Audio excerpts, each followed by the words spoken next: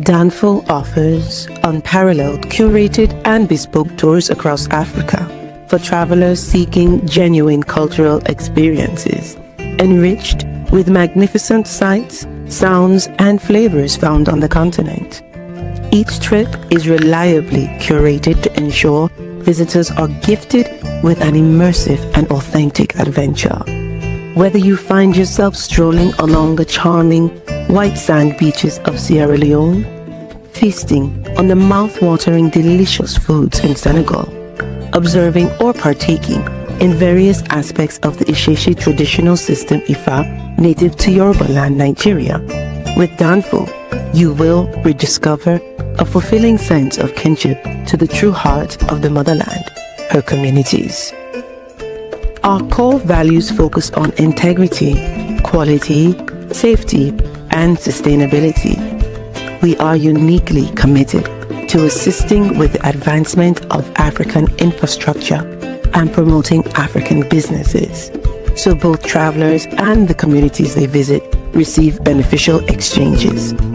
At Danfo, we understand the importance of connectivity, and we have created a model which provides bespoke experiences based on your passions or hobbies. With us, expect a long-lasting spiritual bond between you and your destinations. Live, love, Danfo Africa. To learn more, visit danfo.africa.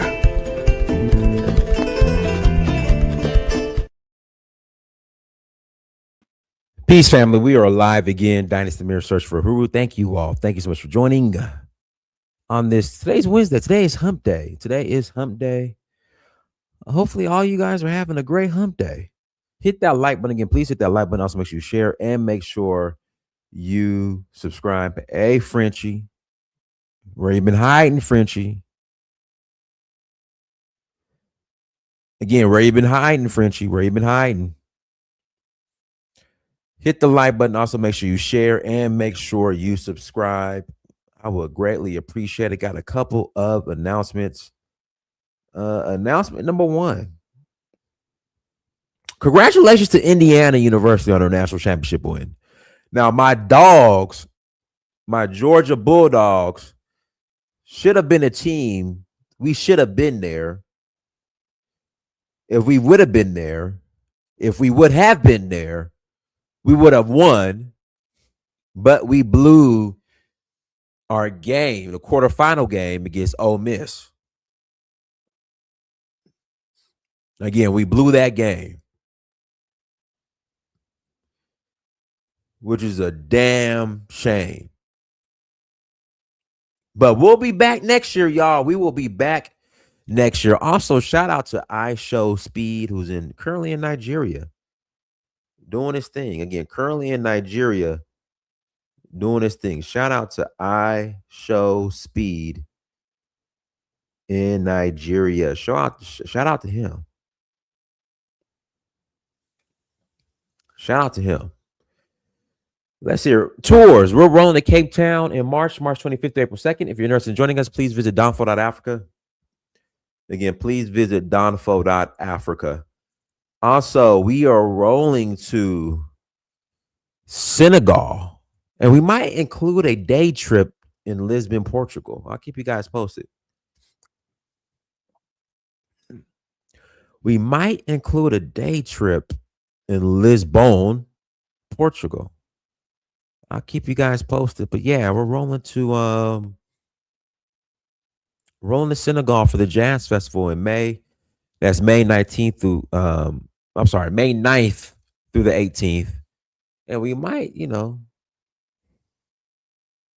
like I said, we might show up and show out in Lisbon for a day. I don't know yet, but we'll see. But again, please hit that like button. Please hit that like button. Also, make sure you share and make sure you subscribe. Please visit danfo.africa to learn more. Again, please visit Danfo, danfo.africa to learn more. Without further ado, They got him, y'all. They got him. The person behind the alleged coup, well, I guess it's not an alleged coup, attempted coup, who was the former ex-president of Burkina Faso after they led the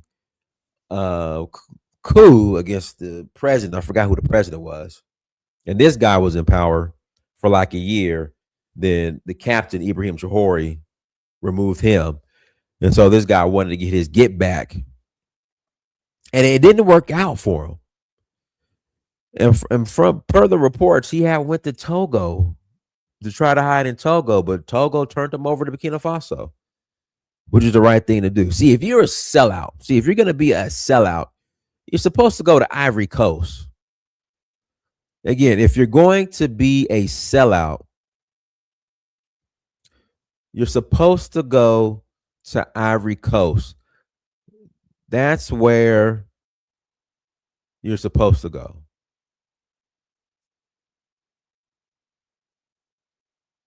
To Ivory Coast. Then you can hide there or go to Europe.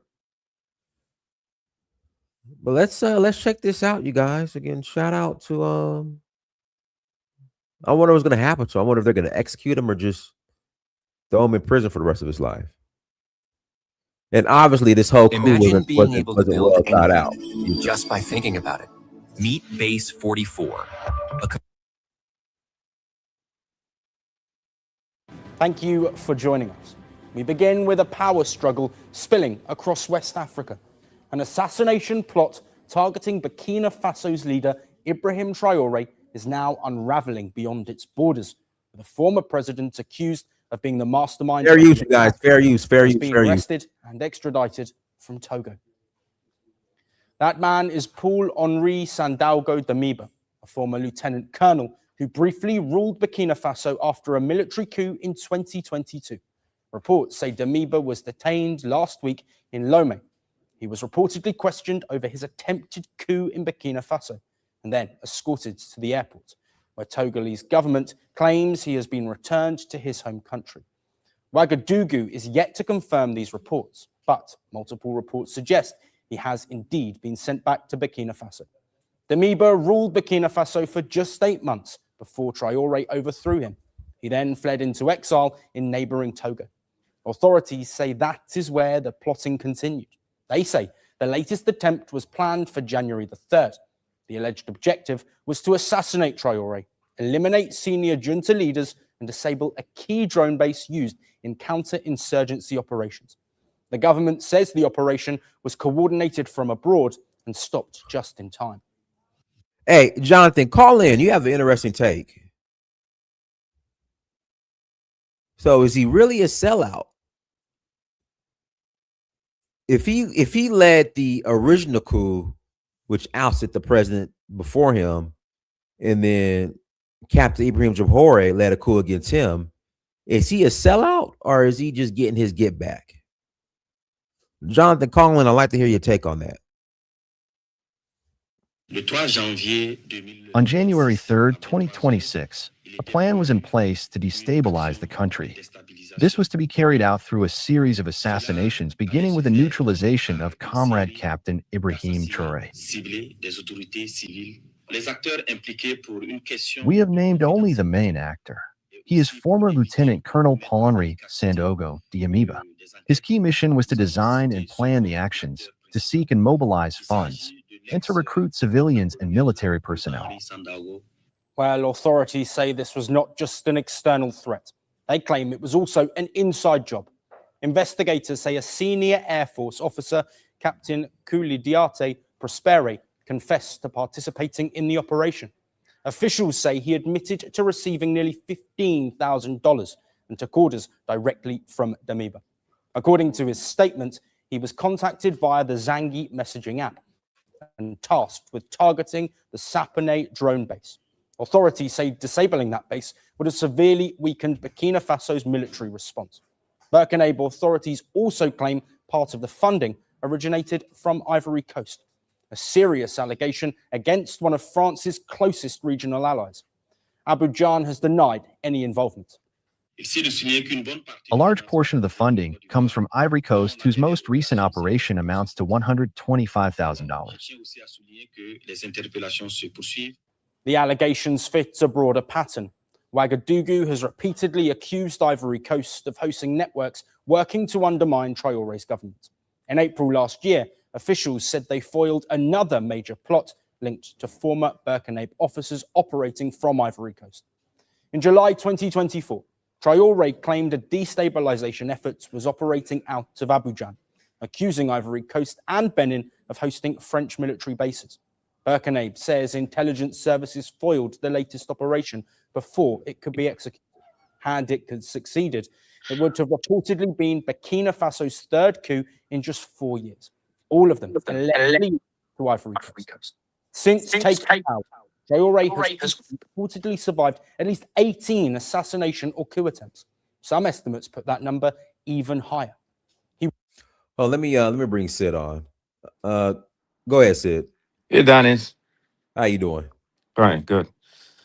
My whole take on this whole incident is you have to understand Togo President Yadima, his father Nusumbe Yadima was the president, right?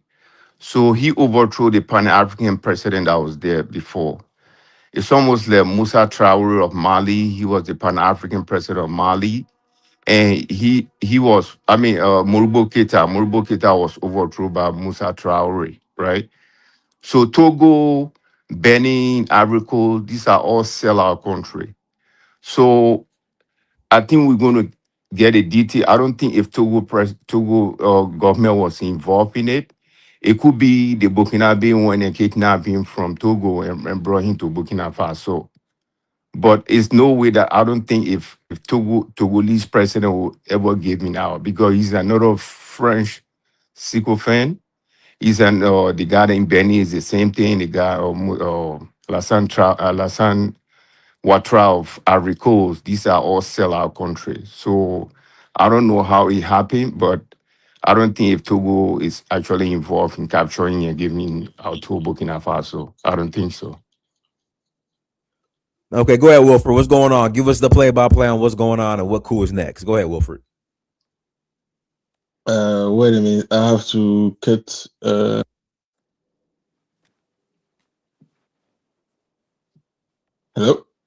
Yeah, I'm here. We're here. Sorry, I'm on my phone. I had to cut YouTube. I just could hear half of what Sid said. And actually, that's right, because Gnassingbé is the son of the dictator Gnassingbé Eyadema, who was basically given the power from France after the killing of the Pan-African Sylvianus Olympio. And in Togo, the situation is quite complicated, actually, because this guy, as I already told in several shows, he's in a very difficult position. As Sid said, he is basically a product of France Afrique. But the problem is, he shows the wave of Pan-Africanism that is spreading on the continent. And as I told you last time, even the media from France Afrique named Jeune Afrique led polls in several West African countries to determine what how positively the AES was viewed. And as I told you, the two countries with the lowest results were Senegal and Ivory Coast, where the AES was positively seen, respectively, with 66% in Senegal and 69% in Ivory Coast. These are the lowest results, okay? And in Togo, the Minister of Foreign Affairs, his name is Robert Dussé-Comlan, he said once in TV and it corroborates what the polls showed, that at least or around 70% of Togolese population would agree to join the AES. So it shows you how Pan-Africanism basically is prevalent. And for Gnassingbé knows it, even though he got his power from basically France and from the West. So The guy knows he's illegitimate. He received the power from a father who is illegitimate. He basically, anyway, took the power by force. And he knows he's hated. So that's the reason why he basically moved towards the AS in order to appease his people and to try to protect himself from a coup. And that's the basically, I think the English expression that we could use to describe his situation is he's walking on the tightrope. I think that's what you said, right? So he's in a very bad situations, and the move he did with Damiba, and I'm quoting the analysis of the Professor Franklin Nyamsi right here, who is a very prominent Pan-African, like Kemi Seba or Nathalie Yemb, and who, by the way, was greeted by every president of the AS, just to tell you. And he said it was yesterday that, and I agree with him, basically, you're going to see moves in Togo. I don't know which direction is going to go, but you're going to see moves in Togo because it wasn't planned that Damiba was arrested and given to Burkina. So and by doing this, so you think Togolese has something to do with it? Well, so Sid said Togolese didn't have anything to do with his arrest, but you're saying they did. It's clear. It's in every French, even mainstream media. They arrested Damiba. They are the one who arrested Damiba. It's not Burkina. They gave him over to Burkina Faso. Okay. Yeah, it's what happened. They handed him over to Burkina Faso. So by doing this, basically, yes. Yeah, I'm sorry, I'm not cutting you off. See, that's why I'm not convinced, because Yadima is another French puppet, right? He always run into the hand of Lassane Ouattara.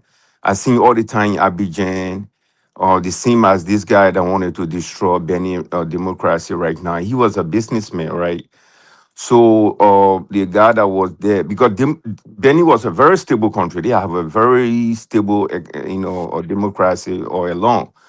But this businessman that came into power, and Alassane Ouattara corrupted him, and France corrupted him. He wanted to. Wait a minute, you're talking about Patrice Talon in Benin. He was about to get overthrown. So we will get the source clear, but I'm not sure if Togo will ever hand out this guy to Burkina Faso. I'm not sure. It could be, Burkina Faso will say, well, he was arrested in Togo, but we have to hear from Togolese leadership to know if they were involved in it or not. But we haven't heard from them yet. So definitely we have to wait and hear that. That's how I think. Sorry, but you're being extremely skeptical. I mean, literally and they didn't deny it, actually. Because if they didn't take him, if they didn't arrest him themselves and give it to Burkina, they would have contradicted the information. They haven't. And it's literally in every media that I read, whether it's African or French. So I don't think this information is not accurate, because plus the guy literally lived in Togo, and it was actually an agreement that they had when the coup from Ibrahim Traore succeeded. Hello. The guy was allowed. I repeat, allowed. One second, Sid. I guess you can't hear us, Sid. Drop off and come back in, because Sid can't hear us. Yeah, let me remove him and have him come back in. Come back in, Sid. Go ahead, Wilfred. Oh, okay. I wasn't trying to.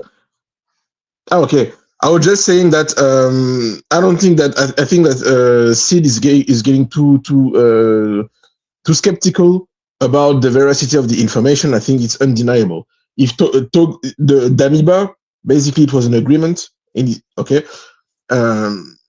When Ibrahim Traore took power, so toppled him, the guy had two options to flee: Ivory Coast and Togo. And Togo said, okay, we're going to get the guy, and the conditions was he should not get involved in Burkinabe politics. What he basically violated. And that's the reason why Togo was in a bad position, because Togo wanted to have, as I explained the situation with Nyasimbe, they don't want to have bad relationships with the AS, right? Because as I said in precedent show also, the Togolese government is basically benefiting hugely from the bad relationships between the AS and Benin, for instance, because Benin used to be one of the ports through which the AS used to import its stuff, and the AS stopped and used the ports of Togo instead. So the Togolese ports now of Lomé basically increased its economical activity a lot, right? So basically, they don't have an interest in having bad relationships with the AS. And as I said, I just explained shortly before, the guy in Togo, yes, he's from France Africa, but he's in an extremely precarious situation, politically speaking and geopolitically speaking. And the moves he did, and that's what I was saying about what the Professor Franklin Yamsi said. The Professor Franklin Yamsi basically said that he thinks that the move he did condemned Togo to make a move towards the IS, because by doing what he did, by arresting Damiba, right, who is basically a Western puppet, he basically prevented the Western world from, especially France in that case, to have a weapon against the IS. So it remains to be seen. I can't say actually much more than this, but that's where it is now. Sid, you want to respond? Yeah, yeah, I get what you're saying, but I don't see Yadima, throwing Alassane Ouattara, for Burkina Faso, because I see him all the time in Abidjan, and it's almost like Ouattara is ruling on almost 3 different countries, ruling Benin, Togo, including Abidjan, right? So to see Yadima, siding with Burkina Faso, I don't see the possibility of that. But we have to wait to hear from the Togolese leadership to know if they By were the way, it's not involved. Eyadema, it's Fanyasingbe. Eyadema was his father. Yeah, I'm just mentioning his last name. His last name is Yadima. If her father was Nosungbe Yadima, he was a military guy, stupid military guy that ruled Togo for years and years, right? So he turned the power over to his son. So now his son is in power. And every time, something is going on, France are always supporting. He always running into Abidjan. I see him all the time in Abidjan. So for him to take Sao AES, I don't see the possibility of that happening. So that's what I said. The whole fake coup, we have to hear from the Togolese leadership to know if they were involved in it or not. They were involved, bro. I'm sorry. I'm not saying what you're saying is not true, but it's because you have to understand this. Ivory Coast, the CFA in Ivory Coast, in West Africa, right? Ivory Coast has 60% of the CFA currency. The other rest of 40% is Senegal and the other rest of West Africa. Wait a minute. I don't disagree with all of it. What you're saying is, I mean, that's true. The only part is that I don't know what you mean actually by saying that the Togolese weren't involved. The guy lived in Togo. There was an agreement with Burkina. They let him flee after he was toppled to Togo, and the condition was this guy shouldn't get involved in Burkinabe politics. What he didn't do by organizing the coup d'etat. That's why he was arrested. No, I'm not saying that what you're saying is not right. That's what I'm saying. We should wait and hear the because. And it was confirmed. Right? It was confirmed by the Togolese government, actually. Oh, okay. Well, it could be right. You could be right because it could be. It is right. That's the only problem I have with what you say.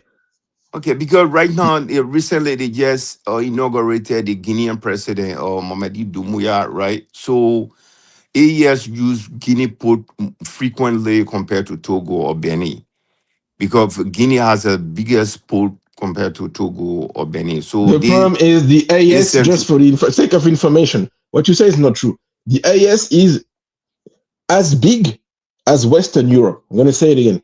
As big as Western Europe. It's as big as Portugal, France, Spain, England, Germany, Switzerland, Italy, Denmark, England, Ireland, together, and even more. It's huge. No, I'm not That's the saying reason that why they AES is need not they big. need several ports to get their stuff. The port of Guinea-Conakry being one of them. But they also use the port of Togo, and they even make a contract to use the port of Tema in Ghana. Now that the new president is there. No, I'm not saying that they're not using any other port. But Mali, specifically Mali and Burkina Faso, they receive 60% of their stuff through Guinea port. Guinea has the biggest port compared to Togo or Benin. That's what I'm just saying. I'm not saying they're not getting stuff from through there, but a lot of their stuff they get it through Guinea, Conakry, and it's easier for you to travel from Guinea, Conakry to Bobo Dioulasso.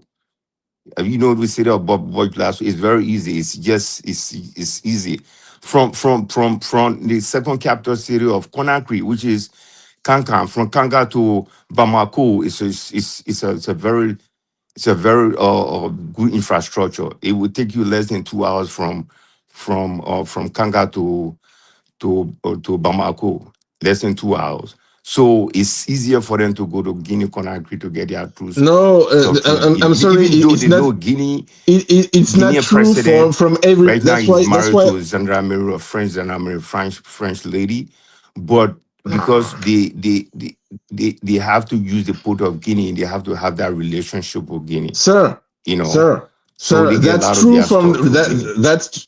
that's true for the Malian So part what you of say? the AES. I'm not saying it's not true, but we have Can to you hear me? look I don't and think get I it don't think detailed he and can get hear it you. fact. Yeah, he can't. Ah, okay. Can you hear us? Sid. Yeah, he can't hear us. Let me remove him. Sid, like you're Okay. having issues with your sound. All right, go ahead, Wilfred. No, my point is that anyway, it's just details. But what he said regarding, for instance, the Mali is right. The AES, once again, I'm going to say it again, is huge. The problem being, when you look at the maps that are used, generally speaking, to represent the world, these are these Mercator projections. And these Mercator projections basically make Africa appears way smaller than it is. And the problem being that when you look at Africa on these maps, you don't see how huge it is. But damn, I repeat it, Mali, Burkina, and Niger, with a population of only 75 million people around, about 75 million people, is as big as the whole Western Europe. Okay? So, And let what me he says... Sid, you can't hear us. Something is wrong with your sound.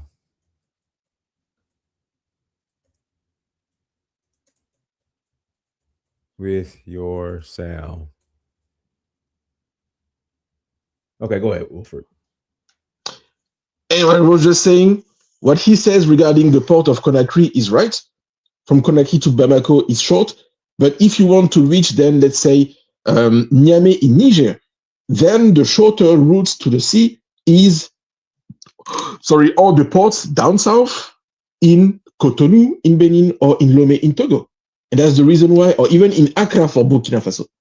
And that's the reason why the AES still need these ports. They can't just ignore them completely. Except if these countries, to some point, join the AES. That's what I want to say. But I mean, that's not, that's just detail. But it's still important to say this. All right, guys. Links in the chat room. If you want to call in, please click on the link. Again, if you're going to call in, please click on the link. So, Wilfred, who's next on the table as far as coups? Well, I just quoted the it's not mine, right? It's the hypothesis from the Professor Niamsi right here. Given what Nyasimbe just did, okay, he's on the hit list of imperialists now, okay? Which means something should happen in Togo too. Whether he get toppled by imperialists or whether he tried to save his seat by, for instance, moving closer to the AES, which is not going to be easy because the AES are just dealing with him out of real politics. And that's what I try to explain. They don't deal with Togo because they like this guy. They know they're not more stupid than any of us. They know exactly what we see. They know who he is. They know why he moves the way he moves, Nyasingbe, right? But they need the goddamn Lomé port. They need some port in the south because of geography, as I said. I repeat once again, because CD was gone. The AES is as big as Western Europe. You can't just have one port in Guinea-Conakry. The port of Guinea-Conakry is good enough to basically provide Mali, right? Same for the ones in Senegal. But when it comes to Burkina, when it comes to Niger, okay, you need the ports in the south. That's the reason why Ghana, for instance, with the new president, they signed the contract with Burkina Faso to now become one of the major ports that Burkina Faso relies on to get its stuff from the Atlantic Sea, right? The port of Tema. And this is the same thing for Togo and Nyasingbe. They need this gas, especially now that the relationship with Nigeria and Benin are so bad. Okay. So the hypothesis is simply, sorry, you're speaking German. Something's going to happen in Togo. What is going to be either a reactionary imperialist coup like you had in Guinea, Bissau, or maybe, I don't know, a Pan-African could take the power, or Nyasingbe could try in a desperate move to force to join the AES, and he already made some signals in this direction earlier in 2025, right? In order to try to save his seat, because he's going to have problem with ECOWAS too by doing what he did. That's the hypothesis right here. So that's what I'm saying. There's two things we have to understand. The exporting things through Guinea-Conakry Airport. Guinea has its own currency. They are not member of the CFA. You have franc Guinea. Well, Benin, Togo, Burkina Faso, and Mali, they all have franc CFA, which is a very stronger currency compared to franc Guinea. Number one. Number two, the infrastructure getting to the port of Conakry is very good, because I sometimes send through things from Mali to Guinea airport, Guinea port, right? And also, if Togolese president is involved in this, I guarantee you, he will be thrown out by the French puppet. That will be the biggest risk that he will ever be taking, right? So let's see how it happens. It's almost like what happened in Benin. That guy is a French puppet. If you are not French puppet, you are going to be overthrown. But for the fact that you're trying to destroy democracy in Benin, Benin was a very stable country in terms of democracy. They have a free and fair election in and out. But when this corrupt businessman came, he's trying to destroy everything in Benin. But because he's a French puppet, France signal Ouattara signal Nigeria, and they sent military to turn down the coup, right? So let's see how this whole thing play. Can the younger Yadima take that risk to side with ES? His leadership will be done. He will be gone, and that's what I want, because he's been there forever. He's not doing anything for Togo. So the problem being, I think we're turning around here. Hey, City. Let me pass the mic to Jonathan, because you just hopped on. Go ahead, Jonathan. Okay, sure. Jonathan. Yeah, I was saying earlier. I mean, how is he a traitor when Traore cooed him out? Now, the craziest thing is that the reason why supposedly people were protesting against him is because the jihadist people, they took over like 40% of the country. But ever since Traore got in power, they took even more of a percentage of the country, damn near 60%. Traore hasn't done anything different than that guy was doing. So it would make sense that he would try to coup Traore out, and I would support him anyway. Traore ain't done anything to actually get all the garner and the praises that he's been getting lately. Hey, Jonathan, can you expand on that? Because, those are fighting words. Hey, they fighting words, but it is what it is. The dude, Damiba, he cooed the president out and tried to get away from the whole French colonial thing, right? But people were mad at him because the jihadist people, they were still taking over the country. They got a bigger chunk of the country when he got into power. So he removed a whole bunch of people from office, the Secretary of Defense and all of those people. And whatever the case may reason, the people in the military, they weren't happy about the decisions he made, so they cooled him out. Ibrahim Traore did that shit, right? But ever since Ibrahim Traore got in power, the jihadists have took even more of the country. So for the most part, I kind of think that all the praise is coming from outside of Burkina Faso.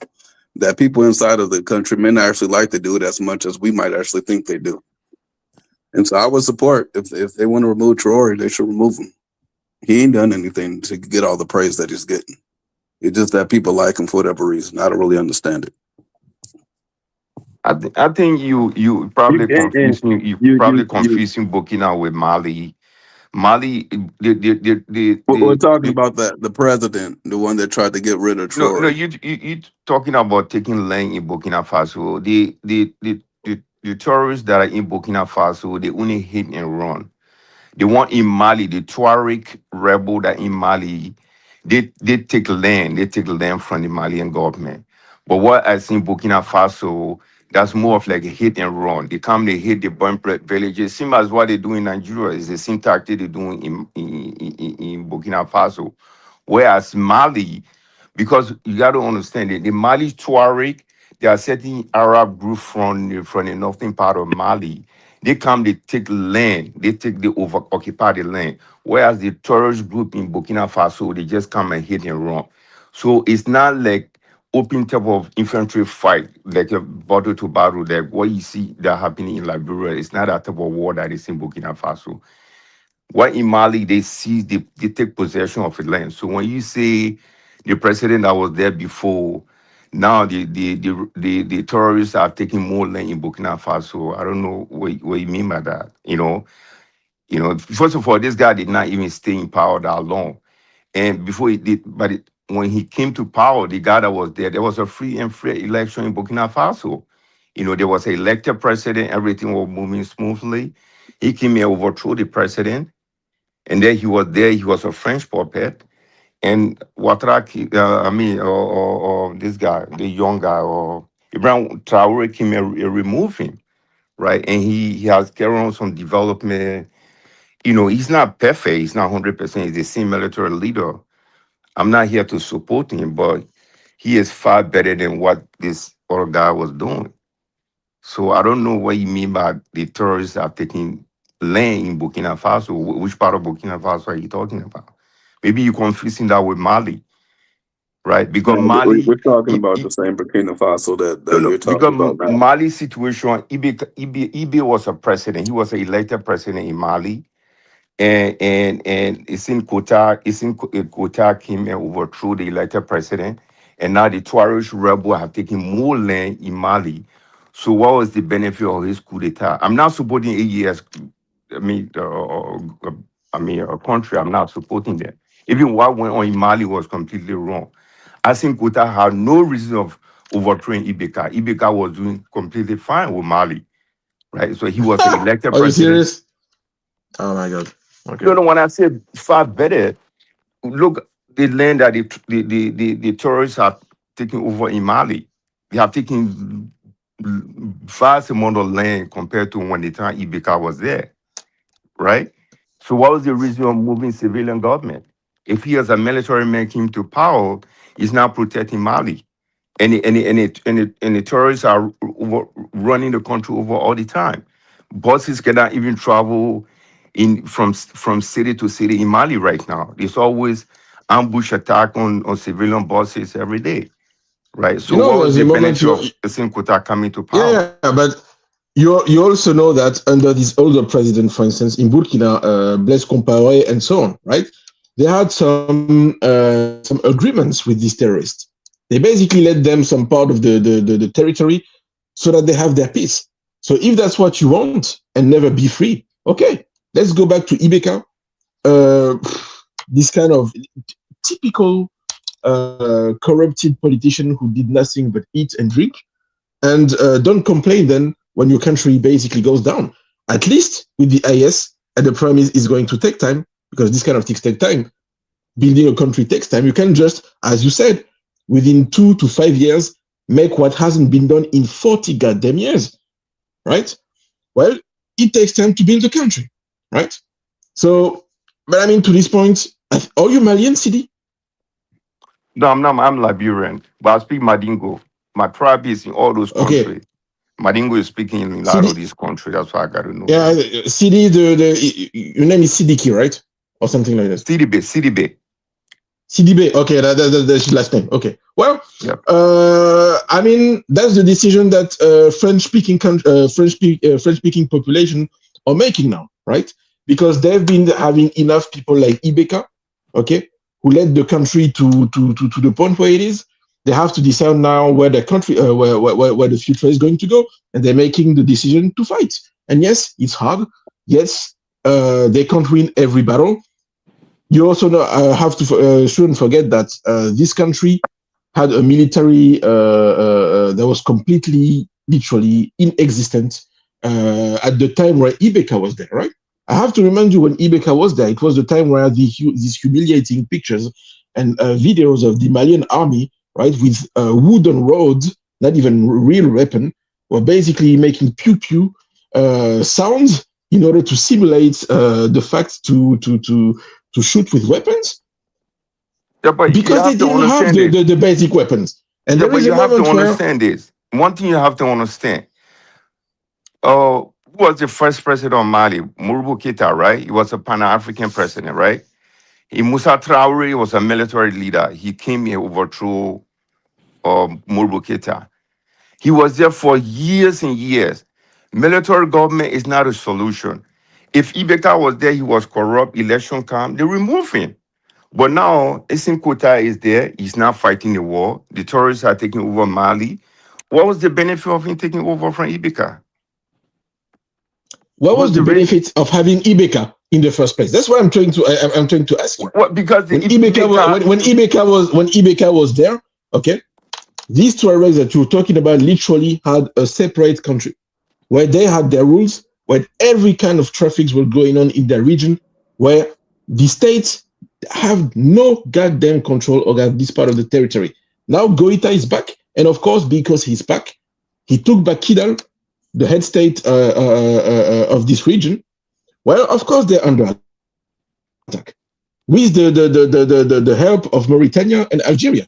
This region is extremely complicated, and I have to once again remind the people that how huge this region is. Yeah, but huge this region is. We're talking about a region that is literally as big as Western Europe. Yeah, with the three countries combined. Country, but election could remove Ibeka. But Assimi Goïta came, he got rid of this guy. He killed some other military guy. He's in power right now. He's not solving the war solution. Malians are struggling. You know, they don't have seaport. The terrorists are taking over the country. At least, I mean, they're not. What is the essence of it taking over from Ibeka? What's the benefit of it? I don't see Mali getting out of this. Anyway, this conversation is going nowhere. You know what? I'm just gonna say this and conclude, because anyway, it's 2 o'clock in the morning here in Germany, right? In some point, I'm glad that you called, because you can see now the difference of mentality that there is between, literally, I'm sorry to be straightforward, right? Anglophone and Francophone Africa to these days, right? You're talking like someone who like to be under a government that is useless, that doesn't do nothing, and from which you don't have any future perspective. Okay? No, I'm not saying Mali under Ibeka was so good.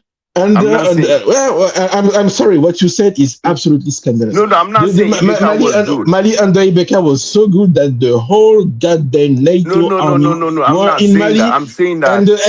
And the situation was not even better. Now the Malian army is building back. It's going to take time. They're professionalizing. As I repeat once again, you have to go back to the videos where these guys were not even given some real weapon. They had wooden roads, and they have to simulate the sound of the bullets, right? And these pictures basically went all throughout the world. They were humiliated. They had no material, nothing. What I'm telling you now, they are learning how to fight themselves. And as I said, give them 5 to 10 years. We're going to see where they're going to be. Okay, right? what I'm same telling thing for you the is AES, and Mali, same thing for the currency. These things are coming. Don't worry about it. okay, But what I'm you're telling you talking, is Mali. and I'm sorry. Let me end my sentence. Hey, Let me end my sentence. Okay. Let me just end my sentence, then I'm gone. Sorry, go I was ahead. saying that you can see here really the difference between French-speaking people, Francophone people, and Anglophones, right? Some people have literally, and I'm sorry to be disrespectful, a house Negro mentality. They don't want to be free. That's on you. What I'm glad to see, looking at what's going on in Francophone country, that's the fact that they know what they have to do. They know they're going to have to fight. They know it's going to be extremely difficult. And you saw this when this guy attacked the whole goddamn oil infrastructure of the country to make it fall, but they resisted. Because if people had the mentality that you have, my friend, let me tell you something. Assimi Goïta would have been toppled by his own people, like Ibeka was, and I have to remind it also, it wasn't Assimi Goïta who made the coup. The first Assimi Goïta came to power because the Malian people, okay, history, had enough of him, and they were on the street ready to topple him. That's the reason why Assimi Goïta and the other colonels intervened. They didn't do it spontaneously, okay? So Malians are known for that. Malians, they overthrow Musa Traore. Yeah, and that's why, right? and they overthrow Ibeka too. That's the reason why Assimi Goïta decided to intervene. Okay, it's and that's the reason why I'm going to conclude on this.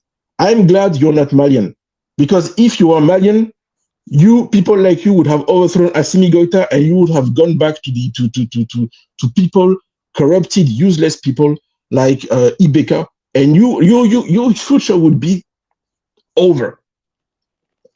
And I'm glad, I'm saying this to you, that I'm really glad you called because you're a typical Anglophone on this. And I'm glad to see that Francophones in these three countries, and not only in them, others are going to follow, are now ready to get free from this goddamn system. It's death or liberation, period. And stay then with you useless politician like Ibeka, and we're going to see where Sierra Leone and so on are going to be in a few years. Sorry, guys, you don't have the right mentality to be free. All right, go ahead, Delroy. Yeah, man. I'm not even gonna stay any long because I'm about to my blood pressure is like gonna go through the goddamn roof. For the people that's saying Abraham Traore should be removed and the AES country should disappear. Are you out of your fucking minds? Are you even following what the hell is going on over there? Are you following the development that's going on over there? You think these effing terrorists is just gonna disappear? Huh? Bro, you people are something else. What type of people do you want to rule this a new Africa? Do you still want the remaining puppets to be there that is controlled by France? Huh? Mali in the last week, 2 weeks ago or 3 weeks ago, all right? Terrorists that is sponsored by France and the United States, all right? Was the burning, terrorizing the oil trucks them coming over from Niger, all right? And other places. They were terrorized, burning they have highways full of trucks, hundreds and hundreds of trucks that they had to get stabilized. Russia had to come in there and help them stabilize the route that these people was taking with helicopter, gunship, and all kind of effing things. All right, what type of people do you want? The same goddamn fucking people? You want Abraham Traore to be a little bitch? Is that what you want? Is that what you want? What the fuck is wrong with you people? The mindset of you fucking people do not want to be free. What the fuck is wrong with you? I don't get it. A government come in there and people are complaining. Oh, he's not doing this. She's not doing that. Whatever, right? A fucking man came in the goddamn thing now. Men, all three of them. Men came in there and said, we're going to stop this shit, right? And And we're going to stop this, and we're going to stop it right goddamn now. And you still not fucking happy. What the fuck is wrong with you fucking people? Uneffing believable. I have nothing else to say.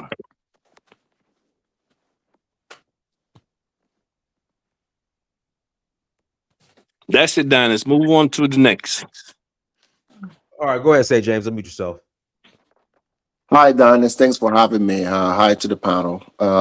Yeah, it's an interesting topic. I thought I would call to provide more information about what just happened.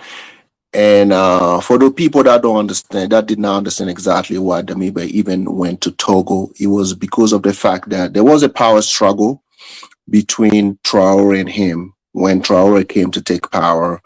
And many forces within Burkina Faso really have tried to help them settle the situation before so they don't fight.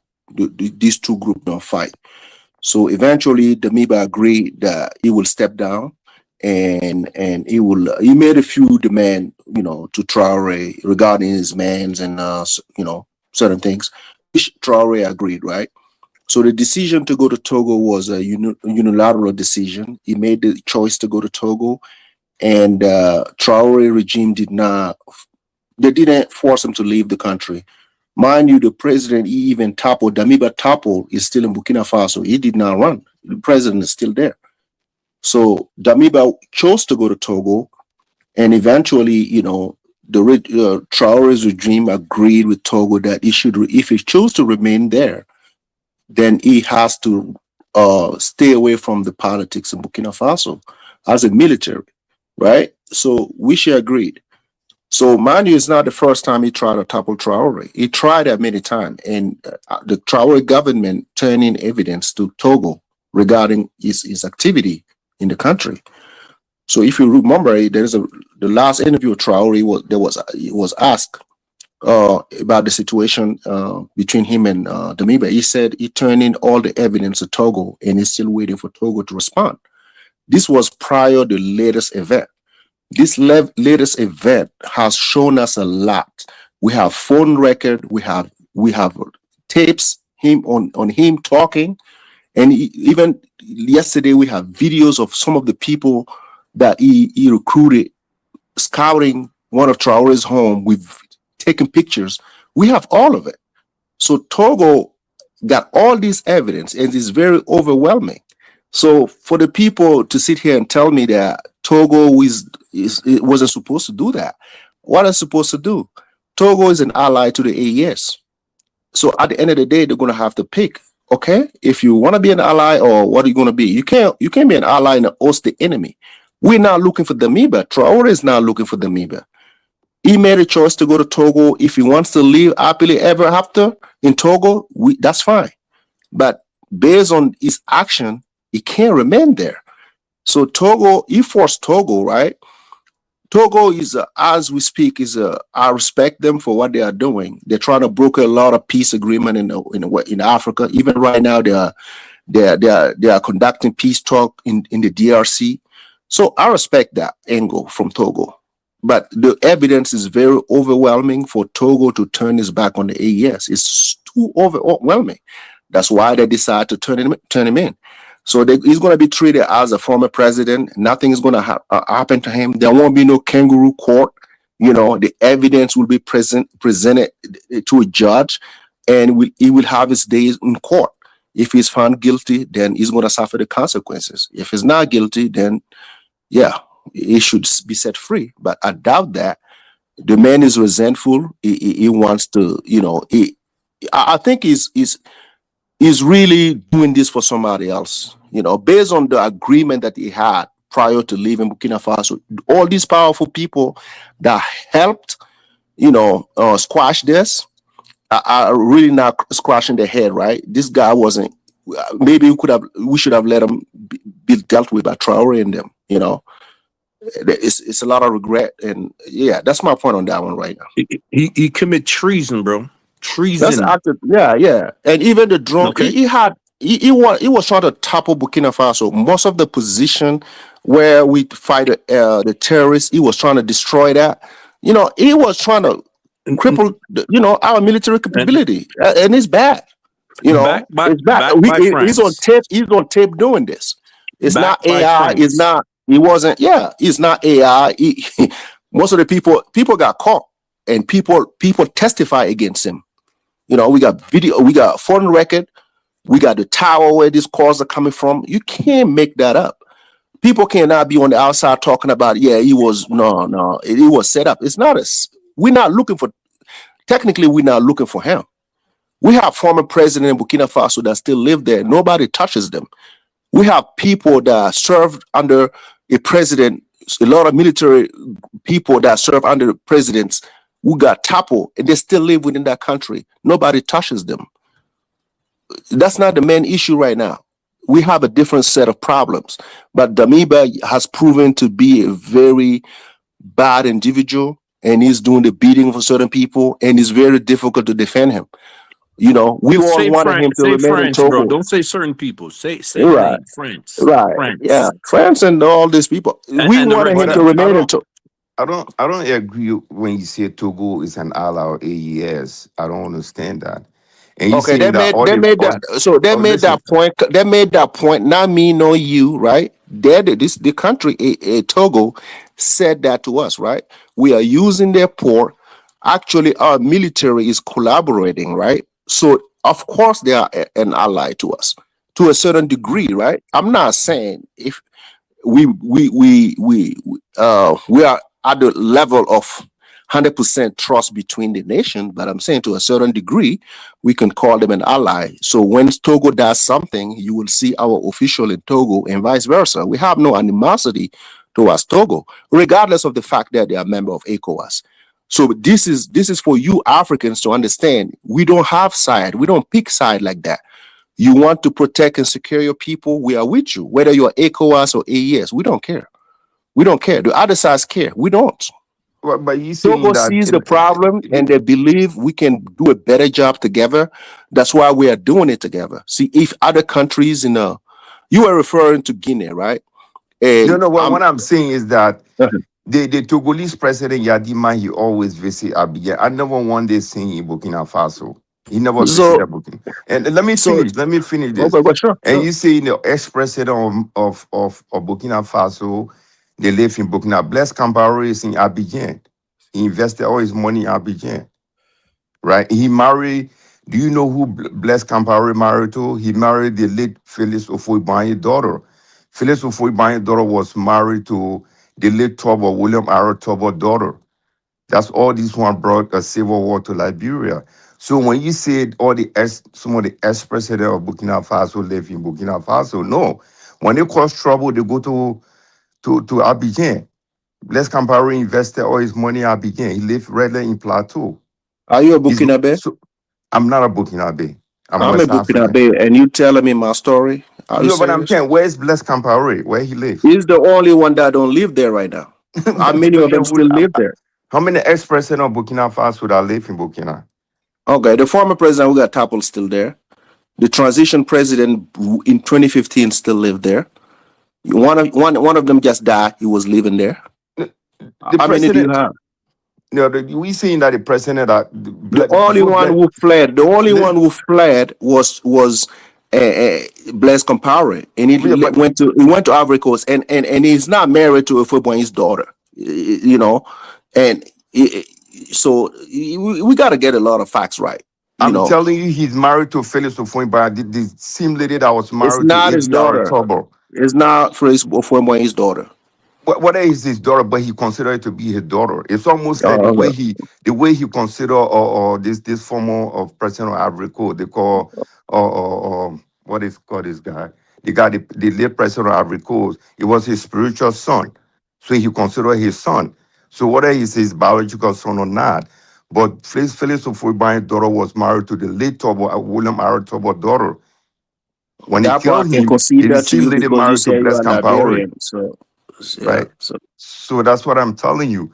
The elected president that was in Burkina Faso, when he was overthrown by this guy that just brought a fake coup against Traore, of course he stayed in the country because he was elected. And they took him down. He's the only ex-president of Burkina Faso that lives in Burkina. right? But Blaise Compaoré that destroyed the whole of Burkina Faso is in Ivory Coast. He lives in Plateau. We requested, do you know, as we speak right now, we requested for him to be turned over to Burkina Faso, and Ivory Coast refused. You Yeah, but I you know that. right? No, of course, Right, Ivory Coast is not going to do that. I mean, right. that is in law country. He lived there. You know, anytime when I go to Abidjan, I see he's free. He's moving over, right? He's the one that killed Thomas Sankara Do you see? to Ofoe. Right. Do you see why the regime of Traore is now really seeking for him to be turned in as we speak, Blaise Compaoré, because it's not a main issue right now. So why would we let Blaise Compaoré in Ivory Coast, right? For the time being, we're still looking for him, right? While we are making, an effort, a concerted effort to get Damiba, because we know he's a bad human being. He's trying to topple a president. So that's why he's I trying to do. understand that. I'm not Right, arguing that. and let's be mindful. You touch on Mali. I want to touch on Mali a little bit. You said most of the terrorists have taken Mali, and I would like for you to revisit your position on that, because the last time we checked, the Malian officials have said they reclaimed 98% of their territory. Most of the problem that they have is at the borders with Algeria, Mauritania, and most of the latest incident that has been happening are happening at the border with Ivory Coast. When they go in that region to get their goods, the terrorists kind of set them up over there because it's the border. So those are the area that have difficulties. But within Mali, no terrorist is taking nothing. Well, those are military tactics. I mean, if you have the locations, you have the places. You said they have taken places. If you have the location, you can. No, sir, brother. Let's do it simple. Let's do it very simply. Oftentimes we have those debate and it's eaten. But at this time, we need to provide evidence. I want you to show me the region where the terrorists have taken over. But what I'm telling you, we're making comparison. You need I'm just asking. When it's a blatant statement to say these terrorists have taken land. We're making comparison to the time of Ibeka was a president compared to Ibeka. That's why Wilfred was telling you. Ibeka was the people. Not even the military. His own people were against him. There was a power struggle. They knew Ibeka was gonna get thrown away. So that's why the military stepped up. The first time, that's what happened. The civilian, not even the military, the civilian were outside. That's the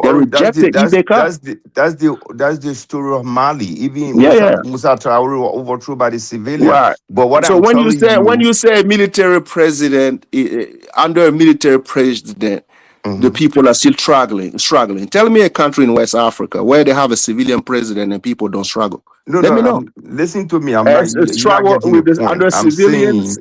During the time of Ibeka, the terrorists, the amount of land that they didn't capture, they have captured out during the time of Dassin Kota. That was the point of argument. You're not correct. During Ibeka, listen, let me finish. They had Kidal, they have Penzawaten, they have major city. What are you talking about? So the same situation, when military men is fighting, it's almost like the civil war that happened in Liberia, right? Don't compare that right now. Let me tell you how the military war, how they fight war.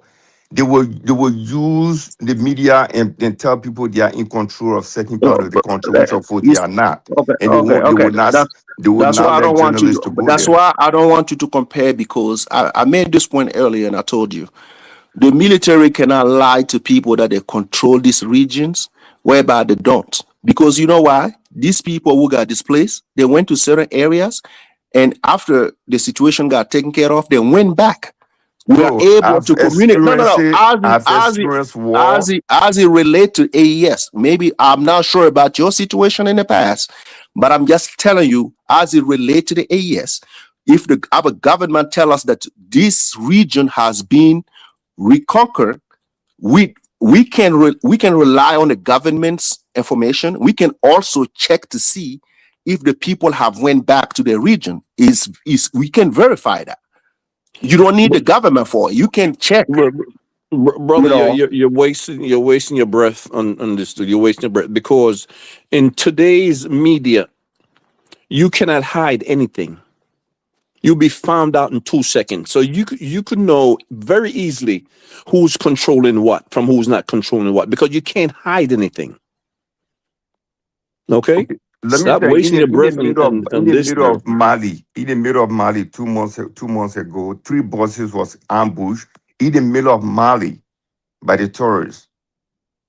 In the Right? middle, which That side, happened. which part? I told you the On the part where northern they part still of have Mali. problems. Have you been to It's- Mali?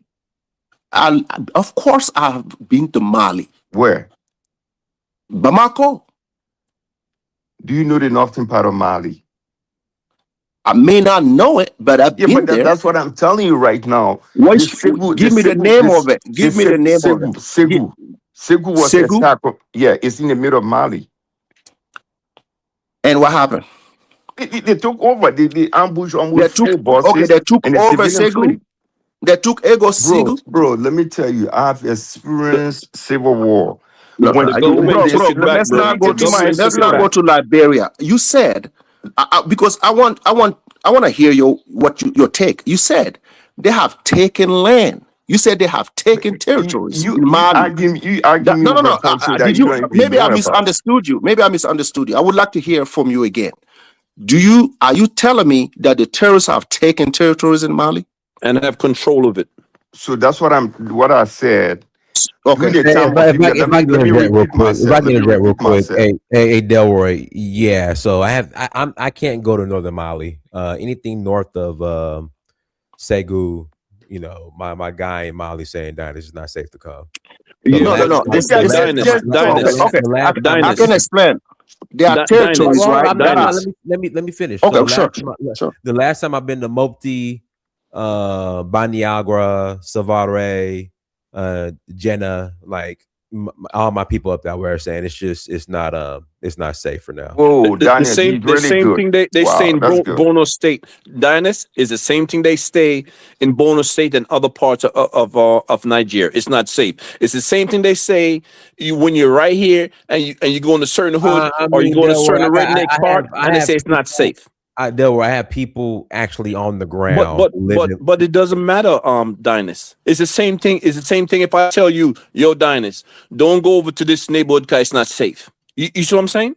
It's the same damn thing. Yeah, but I would rather take my chances with Pookie and Ray Ray than Fula. Yeah, but it's not. I'm just saying it's the same thing. Like what Delroy just said, it's not advisable. It's the same thing. It's just an advisory. It's just like Dinas. It's not an advisory. I mean, again, Dinas. Listen to me, Dinas. It's one thing for people that live in the country to tell you, and then a bunch of people who don't go to the country to tell you. Yeah, but Dinas, listen to me. Who live in Savare, they're saying, "Hey, Dinas, you can't come yet." Okay, fine. That's good. But America had an advice in Jamaica for the past 3 years. They just lifted it to level 2.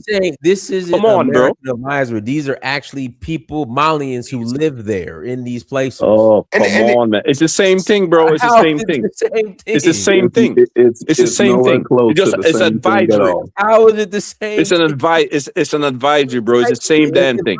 It's the same thing.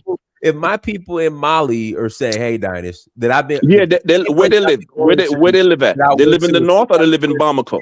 16 and 17. If they're saying, "Hey, Dinas, the situation is not safe yet." Of course they're gonna tell you that because they still have active terrorists going on. Ambushing buses every day. Deal with Pookie and Ray Ray and the full of herdsmen. No, Dinas. It's an active terrorist area, right? It's an active terrorist area. You see what I'm saying? Area versus right. So that doesn't mean. So what that mean? You know how many gas tankers was burned recently?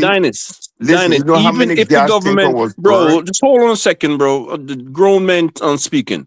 No, but you're not making sense of what he's telling. He's telling you that the place is not safe. Bro, trying to convince him that it's safe. No, I'm not saying this. Have you been to Africa?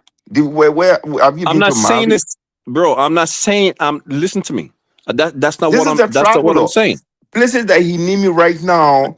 The guy who claimed to be a Burkinabe, he doesn't even know what town that Daniel is talking about right now. He got no, even his country, Burkina Faso. He's telling me that all his ex-president live in Burkina CD, Faso. can We you are put out of your the full country. can you put your full name in the panel, because I feel like that you're hiding something, and that's why I came on this conversation, right?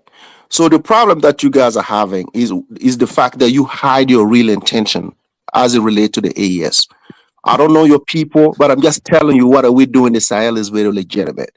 We're not going to apologize for it. We're going to keep pushing until we secure these areas. This kind of conversation that you're having, right? The fact that you can sit on here and tell us the amount of fuel these people have been burning, right? You're not considerate of the people. You know what? These people doing this, they're not hurting Goita. They're hurting the people of their own country. And then you are supporting that. No. You are bringing it, right? Because you want to expose the weakness of the Mali government, because you think by saying that people are just going to be sad over AES, right? And I'm telling you, 2 months ago, right, they said Bamako was going to fall. What happened to that? Bamako is still here. They burned a lot of trucks, right? They did. Guess what happened? Bamako is still here. So next time when Dranis does a show and you call in again, bring other sad story for the people to hear. Guess what's going to happen? We still be here fighting. We're not going to back down, because I know your kind. I know. When I heard you, I know what you're trying to do. But these people are doing the right thing. Okay, You talking about I don't know Mali. I'm not. I can't sit here. No. Let me finish. I can't sit on here and tell you I know every part of Mali, because I'm not a Malian. Okay, can but I visited respond to Mali. that? Let me finish. I have a lot of Malian friends. I have family members that live in Bamako, and I talk to them daily if I want to. So I get the right information. Advisory telling you that even in Burkina Faso, there are areas that I wouldn't advise somebody to go there. Doesn't that mean people don't live there? People do live there. But I say for what's your purpose of your traveling? Why would you go there? Because the military is active, the terrorists are there. They come in and out. Why would I tell you to go there? It's Okay, why would I advise you? Can I respond to your claim? Can I respond? No. Because let's not. You tell them I'm claiming to be Burkinabe. What does that mean? So you claiming to be Liberian? No. Let me respond to you. Let's speak our word wisely. Let me respond to you. Can I respond? Hold on, pass the mic to Bang. Go ahead, Bang.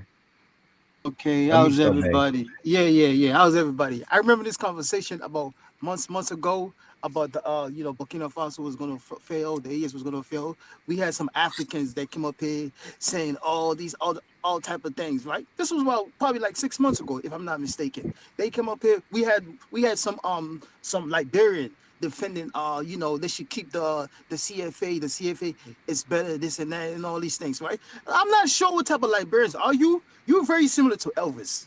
I'm not sure what type of people you work for or you connect with, but you are very similar to Elvis. You remind me of one of them Africans that, I despise. Because Africans like you, if you are in position of power in Africa, you would destroy any country. You would destroy any country. For you to come up here and talk confidently and say, look what's going on in Mali and all these things, right? When you from Liberia, you know the condition of your country is far away compared to what's going on in Mali. At least Mali is fighting these people. At least Mali is trying to develop their country. But you from Liberia, my God. And then you want to bring up the fuel, blockade, right? About 2 months ago, your white master all over social media, all over the media that they control. Oh, Bamako is about to fall. Bamako is about to fall because of the fuel cage and all that, right? What happened? Ain't nothing like that happened. Okay, a week ago, do you know how many fuel came to Mali? Did you see a single truck burn down? Tell your Tigo, hundreds of trucks from this year. Yes, exactly. For you to come up here, an African like you, that's why. And then this is a problem. That's why me, I don't care if you black or you African. I'm not never 100% with anybody, because people like y'all, people like you, and Elvis, man, and somebody that come up here all the time. You guys are shameful. Shameless people like you. You come up here and you say, oh, the terrorists, took over like 60% of the land. That is a lie. That is absolute lie. We that love the AES, we get updates, current updates. So you cannot fool us. Go somewhere and fool somebody else. If you don't believe in the black man taking over their countries like they're supposed to, go somewhere else. You sound like you're in overseas. Live there, have your kids, find yourself a white lady, have a mixed baby, and tell your son or your daughter to marry a white man. You know, change yourself. Very good, brother. Very good. Don't try to persuade us in 2026 about the AES. When your white master 8 months ago was telling us about, what was it? AI. Everything was AI. So now they stopped using AI. They telling us, the terrorist group are like, they took over territories. Now they own about 60%. Are you kidding me? Do you know what it's like owning 60% of a country? Do you know what's that like? Can you show us any evidence, any video, please? Can you show us? Okay, can I respond to you? I'm not sure. Can I respond to you? You're repeating yourself, man. Can I respond? You cannot respond to me because anything you said, I know is false. Anything All you right, said, why I know not is false. respond then? You saying it for a reason. You saying it for a reason. You cannot persuade somebody like me. You cannot persuade. I don't know where you're getting your 60% from. You talking about 60%? No, you said it. You said 60%. I heard you about 40 minutes ago. I never said 60%. Let me explain myself. No, that's what you said. It was the president that was in charge, right? Before Assimi Goïta took power, right? You said the president was doing real good and everything. The terrorists only control about 40 or like 30%, right? And then you said when Assimi Goïta took power, this is intellectual forum. Can you give me a break? He didn't say that. That was Jonathan. Jonathan was the one I was giving a percentage. He said that they. I'm not worried about Jonathan Miller. Jonathan Miller does not know what the hell he talking about. Jonathan Miller. Can I respond?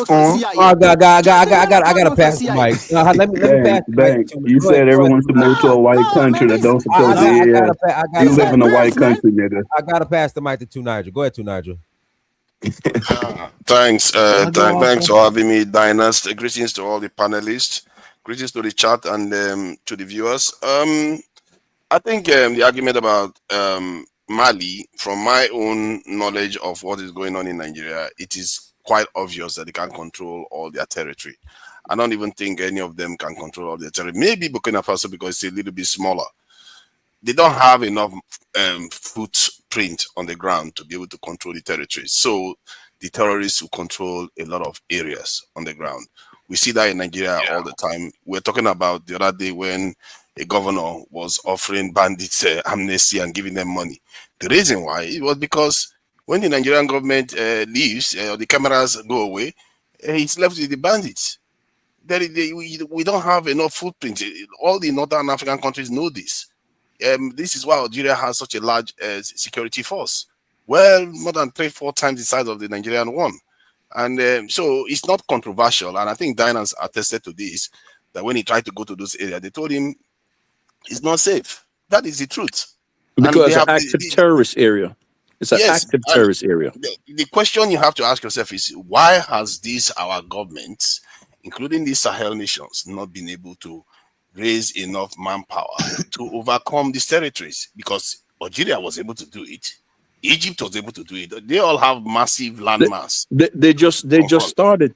They started years ago. They didn't just start. Bro, they just started 3 years. They just started. What are you talking about? 3 years is a lot of time. Nigeria call himself the John of Nigeria, what, 30 years? The goddamn John of Africa. I'm not arguing. I'm not supporting Nigeria.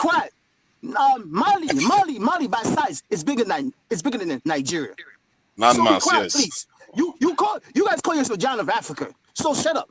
I never said. Why are you just insulting me for the sake of it? I don't know why you are just insulting me. Because I've heard you yesterday talk about my country yesterday. You what was it like 2 days ago? You guys are pitiful. I think you are just. I don't know what's wrong with you. You need to calm down. I don't know what I said. What is wrong with you? Calm down. Hey, Dynast, can I come in here? Come on, man. Keep yourself in. Let you Nigel finish this. Chris Louis. Yeah, I don't know what's wrong with the guy, man. I'm not saying anything controversial here. I never said anything. I just told you that the Nigerian governor. But we're not talking about Nigeria to Niger. Talk about Mali. Talk about the AES. We're not talking about Nigeria. Yeah. the idea was that I was just giving an analogy that the same problem is occurring in Nigeria, where a governor was appealing to bandits and terrorists. So the same thing with AES, they are facing similar problems. And for the life of me, given that they have already broken ranks from the West, I don't see why they have not stepped up their footprint all over the country. I don't know why. And this is still concerning me because they don't have forever. Like every day that they are trying to assassinate him, as the title indicates, they are trying to remove him every day from office. Why have they not done something to truly change the footprint of that nation? They have done something. The former presidents back home, they've done something. I don't know. The footprint is because of the fact that you don't see it or it doesn't exist, Tunaja. Those are the questions I'm asking you. If you don't see it, that don't mean it doesn't exist. We were able to raise an army. The three countries were able to raise a country. They are controlling the Sahel. The Sahel is not a small place. Like what this guy was telling you, the landmass of itself, one army cannot control that. And we have cross-border terrorism running across each country. You just mentioned Algeria. As we speak, Algeria is hosting some of the problems of Mali. So we have these problems. One country cannot fix it. Why don't you see? Your problem is that you don't have ambition.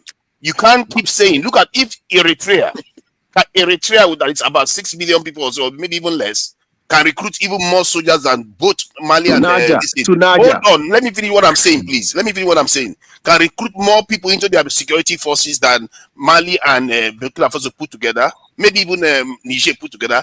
That tells you that you have a problem. These leaders, they don't have any experience. They've been there for years. They need to do better. I don't disagree with you, Tunaja. But if you look at it, that's what I was trying to tell you. Maybe you don't have the update. We are increasing our military capability. That's what I'm telling you. It's happening, but it has to be done gradually. It has to be done based on our budget. You cannot allocate like over 60% of your budget to military. You have to be careful. What it has to be done gradually, and it's happening. Eritrea has 250 million. Bro, I'm not going to compare. Listen, Tunaja.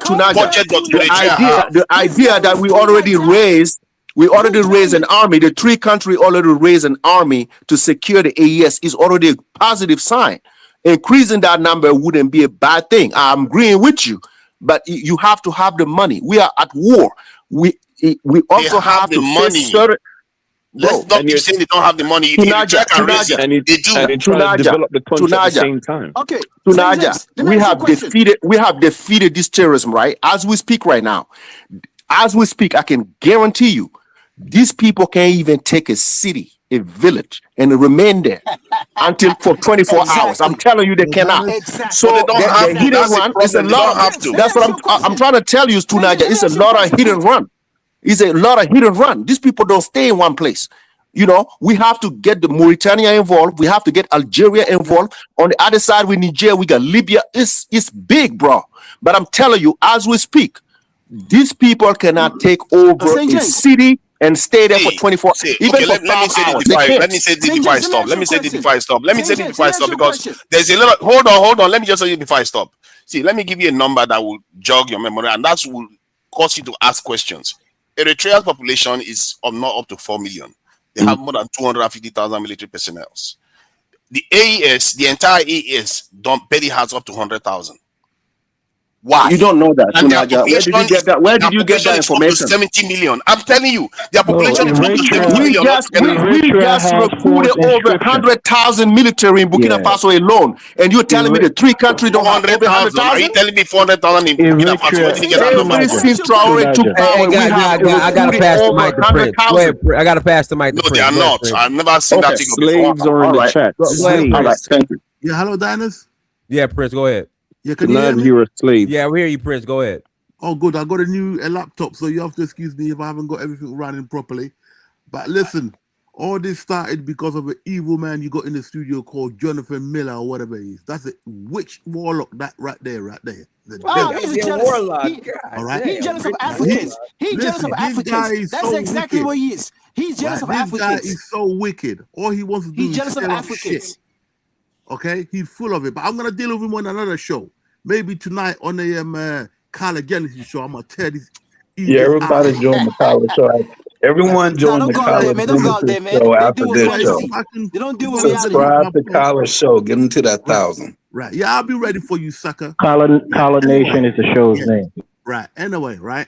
Where fools go and discuss. Listen, the people in Burkina Faso obviously wants Traore. So leave the man alone, okay? Anybody that wants to get rid of the French, you should support them.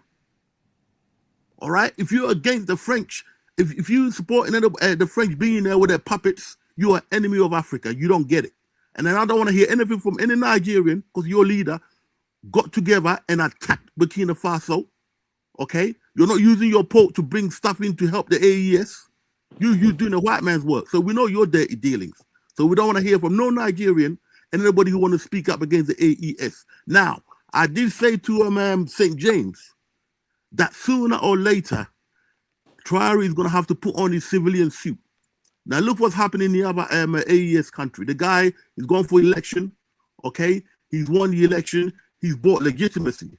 No, it's not from AES, Louis. It's not. It's Guinea. It's not. It's not part of that Togo. No, he's not part of AES. He's not. No, man, he's not with the AES, man. He works for the white people. Yeah, I know his wife is white. Yeah. Hear me out. He's like Jonathan Miller. All right. Lewis, I got a question. The guy that Traore cooled out, isn't he the one that wanted to go against the French? I'm not speaking to you. Jonathan Miller, man. Okay, let me just make my point. All right? You wish you had a black child in your country. Listen, the point I'm making here. Nigga, you live in my country. Shut up. Right? Black nation. Listen, let me. You can always go back to Sierra Leone. You live in my country. You wish black Americans like you step in here. I gotta make my point. Right. The point I'm making is that sooner or later you have to work with other people around the world. We don't live in isolation no more. So as a result, sooner or later, I'm sure Traore's people who are working on this, they have to set aside a particular group that's going to represent the political side of the military that's taking over. And if it's going to be Traore, they need to select him quick. All right. Do what that guy done and bring legitimacy to what you're doing. Because the whole of Africa, we like what you're doing. But time is not necessarily on your side when you come in through the barrel of a gun. That's all I'm going to say. I'm not against them. We love them in Ghana. We let them use our port. We love it.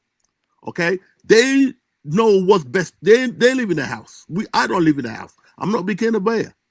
They live in a house. And obviously they like what's happening because in our history in Ghana, military has to come and cool things down for us to move on. So we understand and we sympathize with the AES.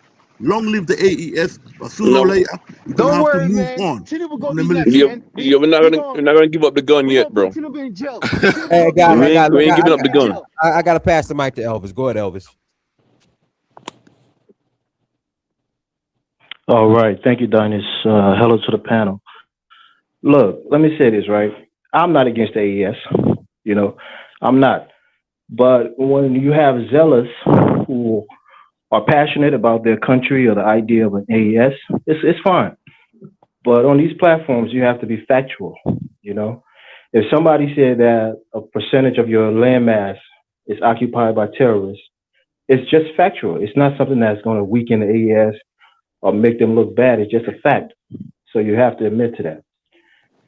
I'm not against the brother. Like somebody was saying, I think Lewis was saying, you have to legitimize yourself because you took power through a coup. The same coup now that you are apprehensive and perplexed that it might also happen to you. You planned a coup and you executed a coup. So if other people are planning coups against you, it's not, it's not the worst thing in the world because you did the same treasonous act of planning, and carrying out a coup. And second, let me say to my brother, 1 second, please. I'm on bro, you see what my president just did? Look, I'm on the floor. What are you doing, Dora? Somebody speaking. But do you see what my president just did?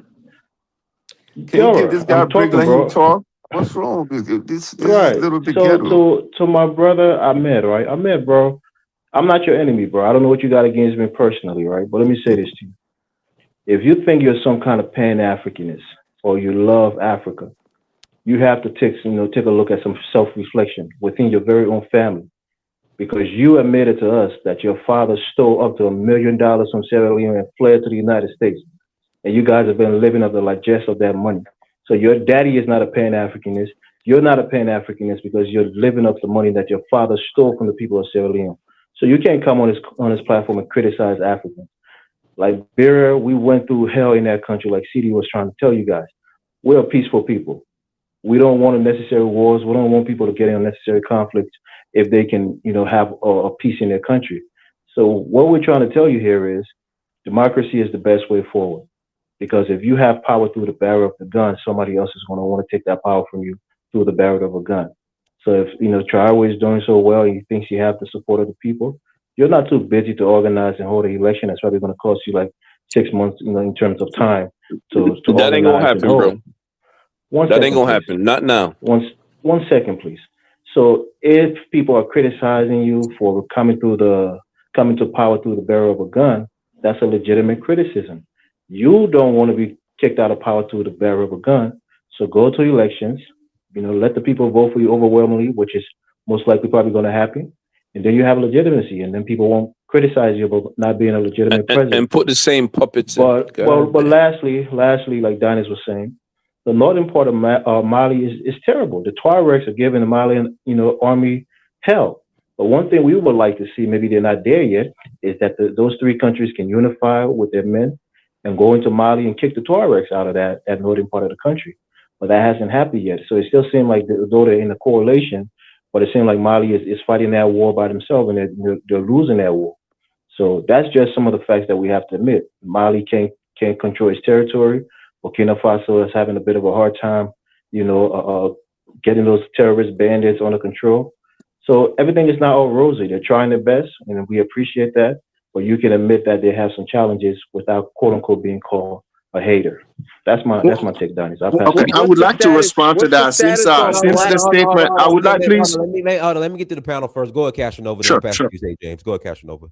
Thank you for being so considerate, Dynast. What is the status on Black Winter that Traore was talking about? Like, are the bodies dropping yet?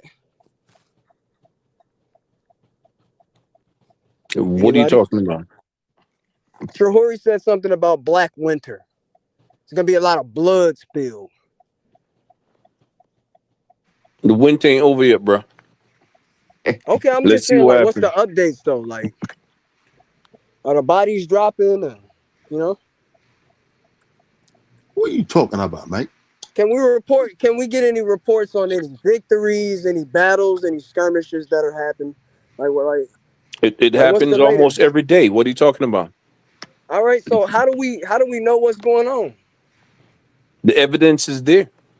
You have to follow it. You talking about the evidence, bro? Like, okay, you know what's going on by news. Where is the news coming out of Burkina Faso? There's plenty of it. Right. You just have to know how to follow it. And where's the news sources coming out of Burkina Faso? Ouagadougou? Bro, you support Donald Trump. What are you talking? What are you getting at? What are you getting at? They don't have no sources, brother. Okay, make your statement. Make your statement.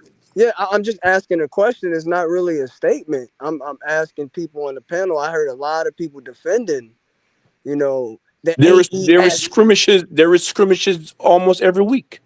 Every week. Okay, so what's the status of the skirmishes? Are the terrorists? Are they over there putting belt to ass to the terrorists? Are they running? What's going on? Like, yes. Yeah. Okay. All right. So can we get some numbers? Like, oh man, listen, bro. Dennis, move to somebody else, bro. Move to somebody else. Idiot.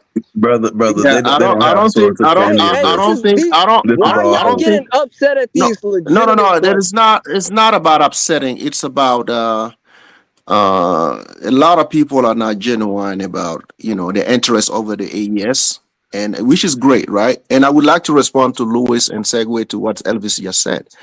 Louis, Traore has a 5-year mandate, right? 5 years. The people of that country gave that to him 5 years. So he is legitimate. And what he should be doing right now is to fight terrorism and secure the country. That's the mandate he has from the people. The minute that we see that we have made a lot of progress and in due time, we can have an election in that country. We are capable of having an election, but at this specific time, we are not having one. So to what Elvis just said, we're not going to have one just to make you happy. because you love democracy so much. No, I And don't. you I would don't not. No, care let me about. finish. I don't care Let me about finish. elections. I Come said on, let me nothing finish. about No, elections. I said nothing I'm about talking. democracy. No, I'm not talking about you, bro. I'm not even Oh yeah, responding to yeah, you okay. because I don't think I'm you. just being clear. I thought you Yeah, was, yeah. You're not worthy of my response yet. So let me respond to Elvis. So that's those are the steps that we take within this nation, because if you know the history of Burkina Faso, we have had a lot of coups, and after this coup, we had elections, and they didn't work. And we want to learn from our mistake, and at this very moment, we want to make sure we have the country secure, the people protected, and to learn from the past about what exactly happened, why these people chose to attack us. We're going to have this discussion from within. And next time when we have an election, we're going to make sure these elections are not interrupted by coups anymore. I'm tired of it. I'm from that country. I'm tired of it. I don't want to see military coups anymore. I agree with that. But for the time being, we have to make sure we learn from the past. So a lot of people are going to have to be on board for that to be feasible. Those are the things we're trying to accomplish. So yes, an election is feasible, but not at this time. So we're not going to make the Western world happy because we want an election to legitimize Traore. We care less about the what. Eastern world happy No. by being the dictator? It's the same thing, bro. Listen, I told you, I'm not listening to you yet. And for you said you've been through your thing is a civil war in your country. I don't have a civil war in my country. There's no civil war in Niger. There is no civil war in Mali. Your situation was a little different. So let's not conflate the two. Let's try to understand exactly what happened. You said the northern side of Mali is not safe. No one on this panel said that we don't have challenges. We do have challenges. So that's the reason why we're here. If we didn't have one, we wouldn't be here. You understand? So when you sit here, if a journalist in America or in the West tells you 40% of a territory is being taken, and you are smart enough not to do your due diligence to understand exactly what do they mean, and you want to accept it because it sounds good, then that's your problem. I asked this guy, which part of Mali is taken by terrorists? I hear no name. I'm telling you, these people attack, they run back. They don't control that. They don't control this space. They don't live there. It's like Back then, when Ibeka was in power, they control the energy of the Donis, country can you tell because that they're guy, man? spreading I don't even hysteria. know if he's supposed to be here. He knows nothing. My friend, Burkina Faso just ordered a load of generators. They're spreading big hysteria industrial all over So Burkina Faso, all over the